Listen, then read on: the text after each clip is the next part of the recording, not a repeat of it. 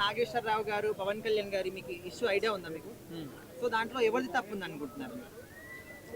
ఇప్పుడు ఆయన జర్నలిస్ట్ కదా. అవును.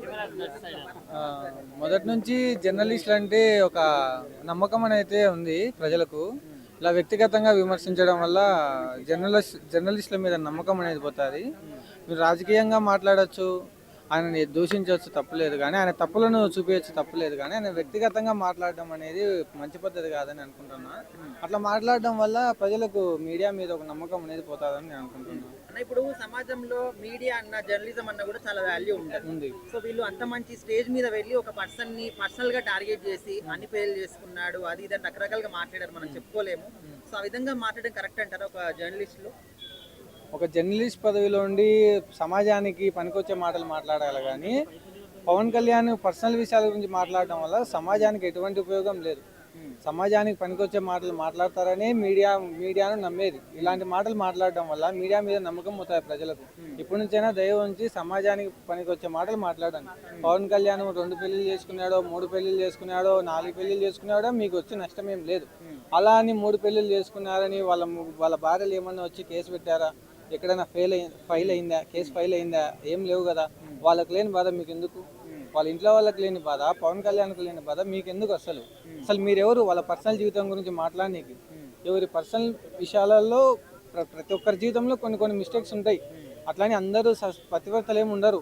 ఎవరి సంసారం వాళ్ళది, ఎవరి పర్సనల్ జీవితాలు వాళ్ళవి. పర్సనల్ జీవితాల గురించి మాట్లాడడం అనేది మంచిది కాదని నా అంటే పాశం యాదగిరి గారు కూడా సినిమా ఇండస్ట్రీ వాళ్ళ గురించి కొంచెం చిన్న చూపుగా చూసి మాట్లాడారన్న.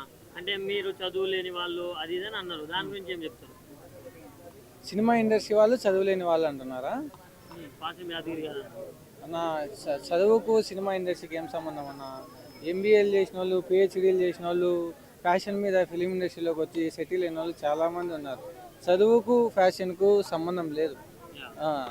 ఫిలిం ఇండస్ట్రీలో వాళ్ళు కూడా అట్లా అనకూడదు, తప్పు అది. అంటే చాలా మంది చిన్న చూపుగా చూస్తున్నారు నా ఇండస్ట్రీ వాళ్ళని. దాని గురించి ఏం అన్న, చాలా మంది చిన్న చూపు ఇండస్ట్రీ వాళ్ళని చూస్తున్నారంటే అన్న అది చూసే కళని బట్టి ఉంటుంది అన్న. ఏం లేదు, నీ దృష్టిలో నీకు చిన్న చూపు, నా దృష్టిలో నాకు అదొక ఆకాశం అంత గొప్పది. చూసే ఇండస్ట్రీలో తప్పు లేదు, చూసే కళ్ళల్లో తప్పు ఉంది అంతే. వాళ్ళు గ్యాదర్ అయిన టాపిక్ వేరు, కానీ పవన్ కళ్యాణ్ గారు ఎందుకు వచ్చారంట? ఆయనని ఎందుకు టార్గెట్ చేస్తారు? నాకు కూడా అర్థం అదే కాదు భయ్య. ఇప్పుడు ఈ ఆంధ్రప్రదేశ్లో ముఖ్యమంత్రి చంద్రబాబు నాయుడు మధ్యలో పవన్ కళ్యాణ్ గురించి మాట్లాడతారో నాకు అర్థం కాదు. ఇక్కడ కూడా అదే అర్థం అవుతుంది. నాగేశ్వరరావు ఎవరు? ఇప్పుడు ఆయనకు తెలివి లేదనుకుంటున్నా. తెలివి ఉంటే ఇట్లా పర్సనల్గా మాట్లాడతాడని నేను అనుకోవడం లే. ఆయన జర్నలిస్ట్ హోదాలో ఉండి ఆయన పవన్ కళ్యాణ్ వ్యక్తిగతంగా మాట్లాడడం తప్పు కదా. మీరే చెప్పండి. జెన్యున్గా మాట్లాడడం, వాళ్ళ పర్సనల్ విషయాల గురించి మాట్లాడడం జెన్యునిటీనా? ఇప్పుడు వాళ్ళ ఇంట్లో వాళ్ళ విషయాల గురించి మాట్లాడడం జెన్యునిటీనా? చెప్పండి. అసలు పవన్ కళ్యాణ్ 3 పెళ్లిళ్ళ గురించి మీ సమస్య ఏంది? మీ బాధ ఏంది ఇంతకు? సరే ఇప్పుడు పవన్ కళ్యాణ్ 3 పెళ్లిళ్ళు చేసుకున్నాడు, మీ బాధ ఏంది ఇంతకు?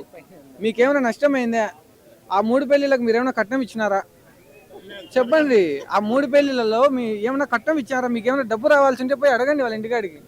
మీరు ఇట్లా పెళ్లిళ్ళు చేసుకోవడం వల్ల మేము కట్నం ఇచ్చినాము, మా కట్నం డబ్బులు మాకు రిటర్న్ ఇవ్వండి అని అడగండి.